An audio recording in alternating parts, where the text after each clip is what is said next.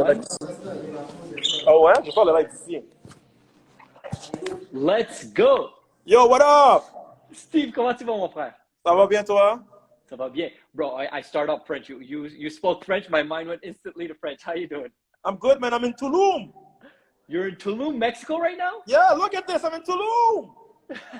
Nah, I'm in Montreal, man. I'm at the studio. Oh, okay. Shit, I thought you were seriously in Tulum. I'm like, oh, that's pretty cool. We've been having some like cold weather, so I'm like, enjoy it. But bro, No. okay. I feel like we're gonna kind of get off the rails really quick. But before doing so, because I feel your energy right now, I Yeah, just want to introduce you to my community and kind of jump in here. for So sure. Steven Daniel is a phenomenal person. He is a content creator in the greater region of Montreal. He's not in Tulum right now. He is in Montreal. He is the producer of Le Brunch Squad, as Yeah. well as a food influencer. And for your community, my name is Christopher Dedeyan. I'm a professional speaker and a peak performance business and life coach. So my brother, how is it going today on a Friday morning, afternoon-ish?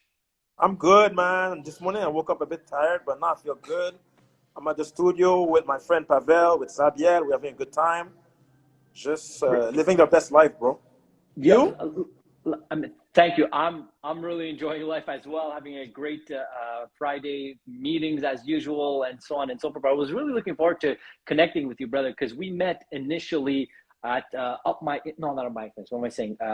Influence MTL, right? Influence, yes. Yes, that's what it was called, Influence MTL, which I was blessed enough to do a speaking gig over there, and you were helping Thierry Lindor, shout out to him, to put the event together. And Yeah. ever since, obviously, COVID hit and all that stuff, we didn't have a chance to reconnect, but I've been always checking out your stuff, and you're doing some amazing stuff on social and Thank so you. on and so forth. And as well as your studio, and you kind of mentioned your studio. Talk to me a bit more about your studio and the fact that you're a content creator. What is that exactly? Yeah, I can tell you more. Like, I feel like for me, the best way to talk about the studio is actually to show you the studio. So I'm here Let's right go. now. I'm gonna show it to you, and I'll show you the team behind the studio. Woo! Okay, so look, okay, the studio on Sabiel Hill here. This is creative director Sabiel, okay, art director. Let's go. How you doing, He's Sabiel? one of the reason him and Pavel are probably the main reason why the studio looked this good. Okay, so this is like the lifestyle room of the studio here. So let me Nice. show you here. And what is the studio like for? Is it for anybody to do content, or is Yeah, it for only for anybody to you do and your content. team? Yeah, and this is Okay, Pavel. We were on the studio, let's and go, Pavel. How you doing? he's like, Pavel, how you doing? Good, you? Let's go. Pleasure meeting you, brother. Let's go. Yeah, so the studio we just created for us to have a space to create content, and also for other content creators to have a spot for them to either make photos or videos, and that's why it was created. Nice. Do you have a podcast studio within the studio as well? Is that something that's coming up? We did produce podcasts at the studio. We have the podcast equipment, but Nice. yeah, like we have to work with the tech and everything. But yeah, we do produce podcasts at the studio as well, for sure. Nice. Okay, so where is it located? Just for the listeners, if there are some people that want to, inquire and potentially come and use your studio, where is it situated? Yeah, the studio is located on Chabanel and Saint Laurent. So Okay, 111 Chabanel. It's called Archetype Studio, and it's a dope space, man. Like you come here and you already feel at ease. You already feel good. And it's been open for like 3 months, 4 Oh, months. wow, okay. Oh, wow. Okay. Very, very new. Yeah. So, okay, talk to me. Why did you open it? Because knowing that obviously you have your own, social media thing, and it's going really great with the food influencer and all that stuff. Was it because of that? Was it just because there was an opportunity with the boys to invest in this project? What was the reason why that you started this Yeah, amazing studio? so basically what happened with the studio is about a year ago, I did the series Storytime on Instagram, right? And at the time, I had a studio for like a month, and the series went so well that it gave us more video contract because I do photos and videos, right? Mhm. And the thing is, looking around, when you run and rent a studio, it costs you so much money. And it comes to realize that renting a studio like 2-3 times a month for us is almost the same price as a rent for a studio for us to own, you know? So we took a leap of faith. Pavel and I were like, you know what? We never really like owned a studio before. We're not designers. So we decided to just get this started. And since that day, it's doing super well.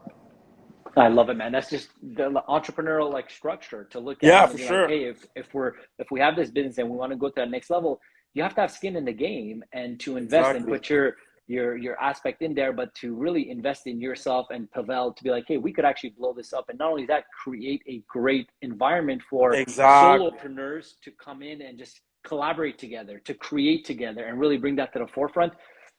It is really beautiful, man. So I'm really looking forward to seeing how that's going to evolve. Yeah. And you did mention, I saw in your story right before we jumped on, that you're potentially going to do a party launch for the studio. Yeah, like I think it's time for us to do a launch event because we never did it yet. Since it's been open, we were focusing on making the space ready, looking good.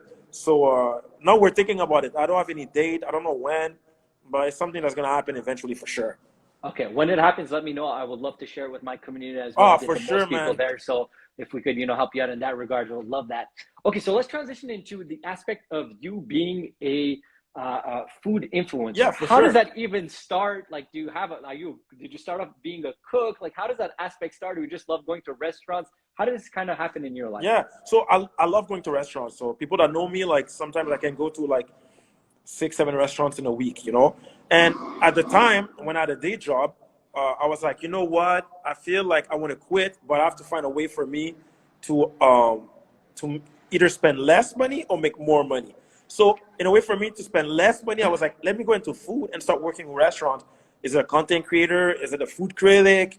And any of that. So I started going to events like restaurants in Montreal. We have so many restaurants, right? So I Mm-hmm. started going to more events and trying the food, and I realized I'm not a food critic, man. I just love food. I just love going somewhere. I just love to eat. I love the experience. So I start to showcase that more on my social media, going to restaurants, showcasing the food, and I'm not afraid to ask the restaurant to go. Can I go in the back? Can I go in the kitchen? Can I go talk with the chef? Can I see how you guys make the food?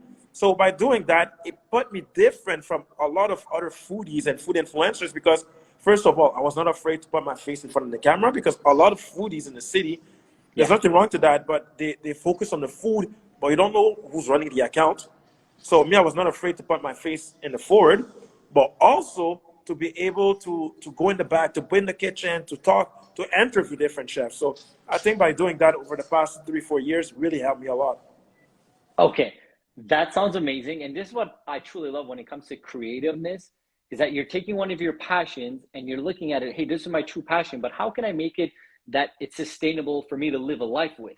So if you want to quit your job, how is it? And you kind of look in the aspects of like, hey, do I Yeah, want to be a food critic? Do I want to start doing, I don't know, my own restaurant, X, Y, and Z? And then you kind of found that threshold of like, hey, let me just go enjoy it and interview these people and go in the back end and kind of meet the chefs. And furthermore, you're definitely a great speaker, and it shows, oh, especially in thank you. French, which is your mother tongue, and you're really good in English as well. But because you have that skill, you're able to bring it in the forefront and mash the food with your personality. I think it's a great mix. And brother, actually, the first time that I saw that you were getting into the foodie world and all that stuff, Yeah. because I knew you as, like I said, content creator, but never in the food side, is that you had done a video about how to eat a millefeuille. How do you say Oh millefeuille yeah, in you saw that? English? Yo, that video went viral.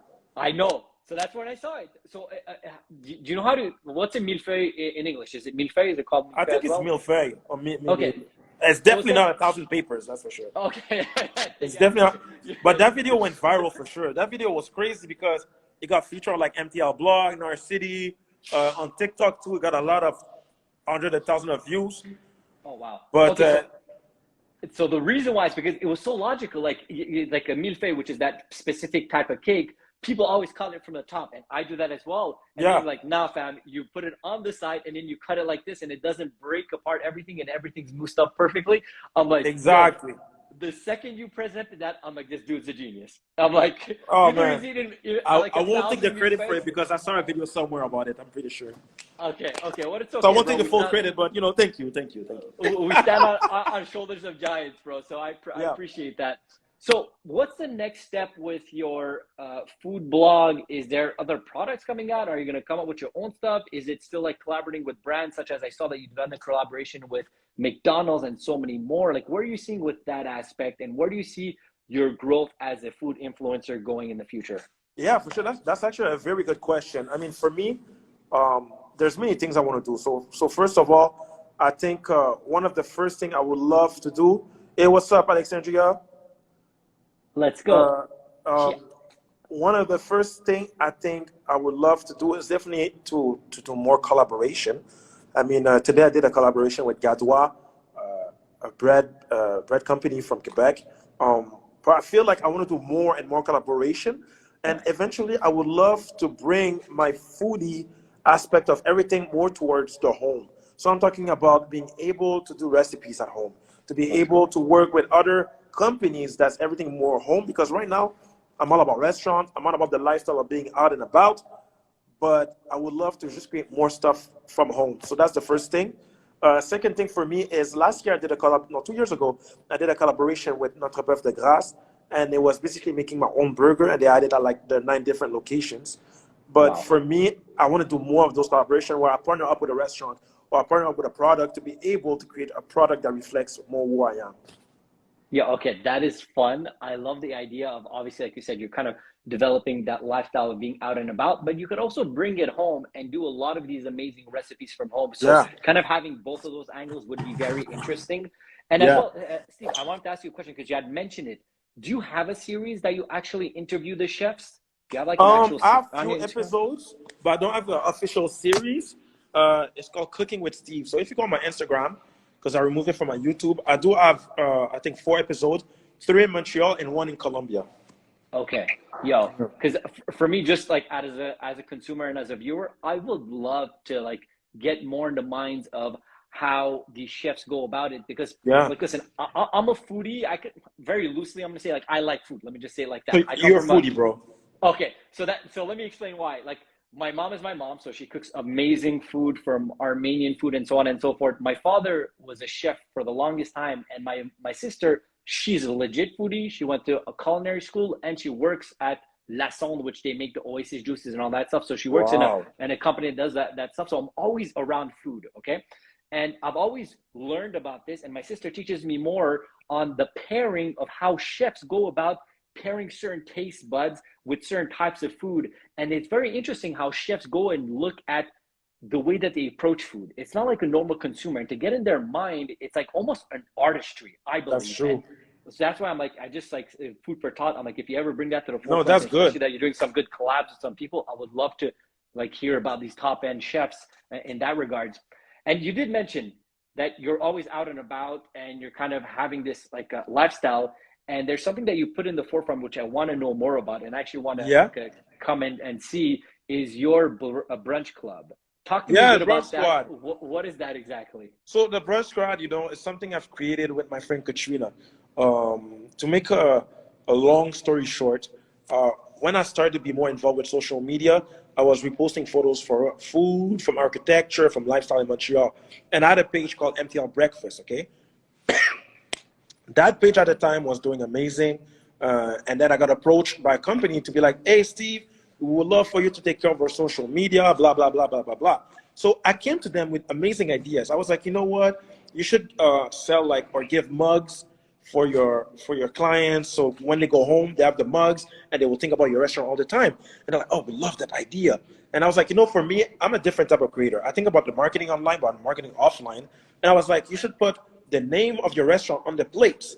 So when people go to your restaurant, they don't even need to tag you because when they take photos, they see the plates. To that Okay. point, everything makes sense, right? They're like, okay, Steve, we love it. We want to sign a contract with you for social media for like 3 or 6 months, blah, blah, blah, blah, blah, blah. So now what ended up happening is they took my ideas, they never signed a contract, and they ran with Mm, it. mm. So I was like, you know what? If that's what's gonna happen, I'm gonna create a community of people that love breakfast, that love brunch, and I'm gonna promote all the other restaurants except them. And I'm a very petty person, so that's all the brunch squad was created. But then we did the first meetup. We had about 20 people, and essentially the brunch squad is a way for people to meet other like-minded individuals that love brunch. And we've done over 24, 25 events. And Wow. before COVID, it came to about like 100, 120 people that will come to Wow. restaurant. Every month we would have a different restaurant. We come to the restaurant, we try the food, we have a DJ, we have a host, and we have a good time. Okay. Like, bro, that seems amazing and a lot of fun. Put me in. Like, when is the next one? Yeah. Have you guys like relaunched the next one since COVID? Are you guys planning to do some stuff this Since the upcoming last 2 years, we only did 3 brunches. and we're looking maybe to do one in July. Actually, Okay. we're looking to do one in July, August, September. Okay. So we still have to So plan it because now it's different with the restaurants. I'm not too sure about the restrictions and everything, but our goal is definitely to bring the Brunch Squad back because we already done like 24, 25 of them. We know that it works. We know it's a good vibe, so we have to bring it back. yo, and Alexandra saying it was so much fun. So I'm guessing she's been there. So man, I mean, this seems like a lot of fun. And the fact that you're, like you said, you're building the food brand, but not only the food brand, but you're building a community, I think is leveraging you as a content creator. And not Yeah. only that, meeting, like you said, so many people, then it's going to give you chances to collaborate and really grow that to that next level. Brother, I have another food question for you. There's something that I think about often, like I said, that like, come from a foodie background with my family. And I always ask my sister this question. Yeah. If there would be one single food, so one, like not a dish, but one single, or maybe it could be a dish Like an that item. you, like anything that you would pick that you're going to eat for the rest of your life, but that's the only thing you're going to eat that has to be tasty and the most efficient and the most nutrient, what would be that one food for you? Fuck. Yeah. Because if it was one food for sure, I mean, I love clementines. So I could eat Okay. clementines every day, but I know in the past I got sick in the clementines because it was too acid and I was eating too much. Like in like the winter months, I could eat like 1 box of clementines a day. That's how much I love it. Wow. But Wow. this is not sustainable. So damn, I don't even know. I don't even know what I can go for. The, I think Maybe clementine's a good salmon. answer. Salmon. Okay, salmon's a good answer because, like you said, like you could mix it up in so many ways. You have your base of protein and healthy fat, so that Yeah. would be Yeah, I I think think salmon a would be the solid pick. good way to go. What about So you? What would it be for you? for me, bro, like I said, I've thought of this, and it would be one thing because I like a lot of things, but one main thing it would be eggs because eggs are so malleable. You could eat it in so many different ways. You could cook it, Yeah. you could fry, you could scramble, you could do hard boiled egg, and it has high levels of protein and fat. So if there's be like one food that I have to eat for the rest of my life, if I was like stuck on an island, give me eggs and I'll manage. Kind of the Word. way to go about it. So that's the way. And if we go into that aspect of like what is some of the food that you truly enjoy, like when it comes to like I don't call it junk food, but I call it play food. And you did mention clementine, but if we go more in that play food aspect, what are some of the things that you really, really like love and when it comes to that? Oh, you froze up for a second there. She's going to jump in a second. So in the meantime, for our viewers, I'm actually going to say for me, when it comes to the play food aspect, 100% it would have to be pizza. I mean, and the thing that I like about pizza in itself is that you could dress it up and dress it down, is that it could be super fancy and somewhat like, nutritious if you do like a nice, like a like slice Italian baked, or you could go like full on like fast food Domino style, which is really good as well. Okay. Unfortunately, we lost him. Let me go ahead and actually just re-invite him, and he should be jumping on soon. Except, hello everyone jumping on. Okay, Sorry nice. about that. No worries. So I don't know if you I understood the heard about you. question. Pizza is definitely a plate food that I would love. Um, but for other, not no, I love pizza. I think I'll go with pizza as well, man. I can eat pizza every day, bro. Okay, yeah. I mean, who can't, bro? Like, if anybody, if I meet everybody's like, oh, I don't like pizza, I'm always scared of that Oh, person. I'm yo, I like, bro, you're love not normal. pizza. And Like, do you eat pineapples on your pizza or no? yes, I am such a sweet and sour, sweet and savory guy, and that's I know it's a very solid debate. Like people like, hey guys, comment down below. Do you guys like I'm pineapples on actually, your pizza? But yeah, so you eat as well. I'm guessing pineapple on your of pizza. course, bro. I Yeah, love pineapples. It's like my second favorite fruit. yeah. So I'm the same thing as you would when it comes to clementines. I can legit eat a whole pineapple, even more than that. But at a certain point, the acidity, sorry, of the It's too pineapple much. hits me. Yeah. I get So I sick. I'll actually get sick. Okay, so you have actually an allergic reaction from it. Not like allergy, but I think my stomach becomes too acid. And I remember like 2 years ago, I had to take some pills because my stomach was too acid because I was eating too much clementines. Oh, wow. Okay, wow. So you're not like you don't just like it. You're kind of like addicted to it if you have to counteract the acidity behind it. Yeah. Wow, that's crazy. Somebody else as well wrote he puts barbecue sauce on pizza. I've never Oh tried yeah, that, but barbecue I'm sauce on sure pizza I'm is sure that's good. good. I Steven, feel like I'm gonna order a pizza now. I feel like I yeah, want to that eat a I, pizza. I was just thinking about this. I'm like, yo, I hope these listeners don't come in hungry because we're going to talk about food. And in regards to that, Steve, like you obviously have done a bunch of brunch events and you've gone to many restaurants.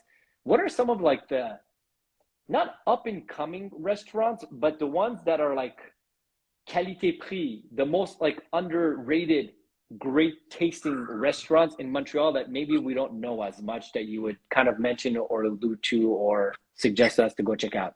That's a good question, man.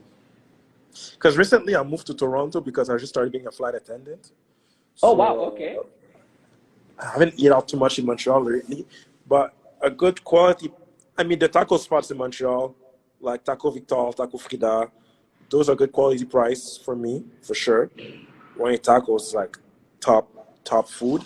Um, I don't know, man. That's such a good question. That's such a Okay. good Well, question because that's the thing too. Like in Montreal, when you're part of the food industry, and Enzo is right, pineapple belongs on pizza. Okay, just want to point that out. Uh, what I'm going to say is that you always get invited to try different restaurants. So one thing is sometimes I don't even know how much it costs to eat at that restaurant, right? So mhm. I end up trying before I could end up trying about 3 4 restaurants a week, new restaurants a week, and because it just keeps on going and going and going, sometimes I don't have to put it back in my rotation to come back, right? But I have certain spots I always go through, and those are like my brunch spots. There's a place called L'Entrepôt on I forgot the name, but it's not like warehouse on Saint Laurent. It's called L'Entrepôt. They serve breakfast like brunch. It's like for me, it's like every time I can go, I go there. But what I would suggest is most of my favorite restaurants. I have a series on my Instagram. It's called Le Bail Aigu. And it would be during COVID times where I would go to a restaurant, pick up the food, go home and eat it in front of the camera and just talk about the food. So Let's for go. me, the restaurant I feature on that are usually my top restaurants. Let's go. Let's go. Okay, so I'm definitely gonna look into that. And brother, not only that, next time I need a new cool spot for a date, and I'm like trying to find somewhere. I swear to God, I'm gonna Oh DM you, yeah, be that like, I Steve, got you. Like my friends yo, text me all the time for that. okay, cool. Like I'm gonna definitely use you as a Like I can resource. As plan you a nice afternoon. Like I can tell you, okay, yo, bro, start there, then go there, and not to walk too far walking distance. Can go there.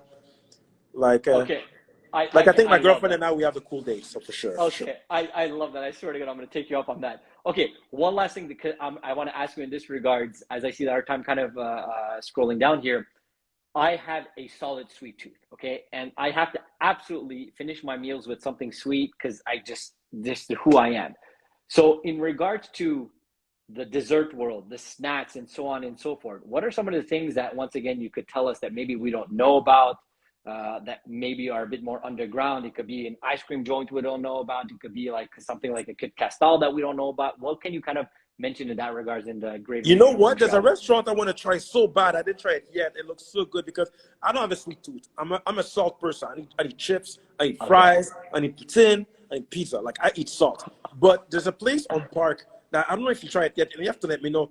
They retook the design of Casa de Papel, and I think they call Okay. it something de Papel or like what they do there looks so good, man. So that's one. But I also love bubble tea. Like when it comes to sweets, I gotta go to bubble tea, like to presso tea. I love going to presso tea. Like for me, like I need sugar too sometimes when I end my meal. But you'd be surprised. For me, sometimes just a Mr. Freeze will do the job. Okay. Okay. So yes, I do appreciate.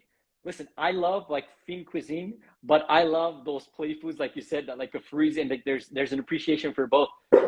And legit, you're actually the second person in this last week that told me about bubble tea, and I haven't had bubble tea in such a long time. So I Yo, think I'm try definitely bubble gonna tea, check that. bro. So good. You know, I've tried, but I've tried it years back, and I've like kind of forgot about it. So I'm definitely gonna hit that back up. And I love the Casa de Papel. I'm guessing they do some like Spanish sweets and all that stuff. So I'm No, definitely gonna go check that out as they well. changed the name. It's they retook the logo of the TV show Casa de Papel, and I forgot what the name. I'll find it to you. But what the other day I was with my girlfriend and we are driving. I'm like, yo, I want to go there, and there was a huge lineup, and I was like, oh man, I don't want to Oh wait in wow. line. So I left. I'll find the name. I'll send it to you. But it looked good. Okay, 100%. Okay, one last thing I want to ask you over here. So now we talked about your favorite food in regards to the one that's kind of like the most not healthiest, but the most nutritious. Then we talked about Yeah. what is your best play food. We talked about some desserts here. Let's talk about genre of like cultural food. So, what is your favorite genre? It could be, I guess, like Asian, Oh, it's Asian American, food, man. Asian food. Asian Oh, food, man. okay. Oh You didn't yeah, even yeah. hesitate. Why? Why? Asian IT. My mom's food is amazing. We have to talk about rice, griot. We have to talk about lambi. We have to talk about like everything my mom's cook. Riz légumes, riz sauce pois. Like I love it. Yeah, yeah. Okay. Then my So, second is probably Vietnamese food.